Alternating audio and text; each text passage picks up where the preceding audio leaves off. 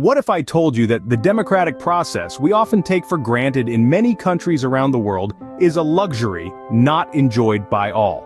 Today we delve into the heart of Africa, to a country known as the Pearl of Africa, Uganda.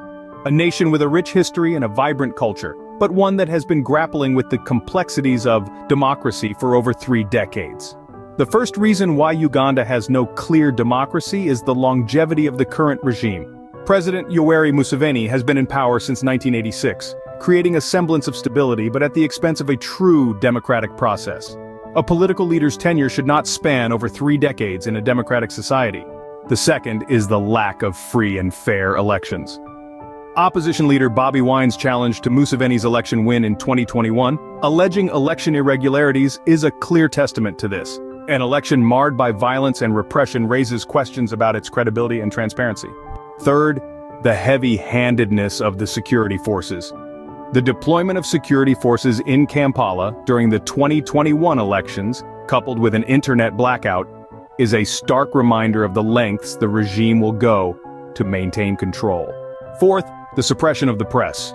A free press is a cornerstone of any democratic society.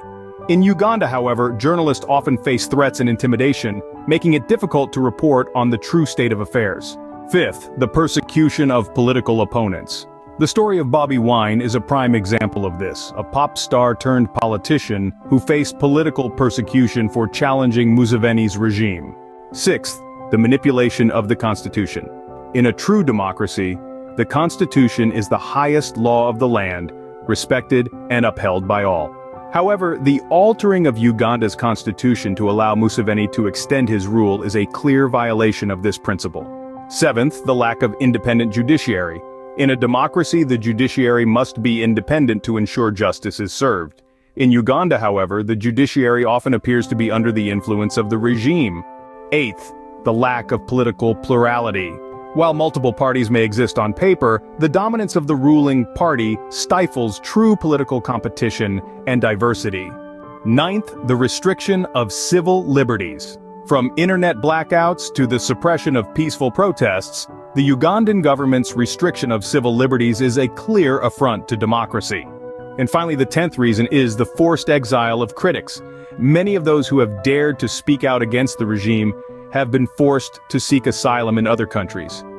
In summary, the facade of democracy in Uganda is marred by a multitude of issues, from the longevity of the current regime, the lack of free and fair elections, the heavy-handedness of security forces, the suppression of the press, the persecution of political opponents, the manipulation of the Constitution, the lack of an independent judiciary, the lack of political plurality, the restriction of civil liberties, to the forced exile of critics.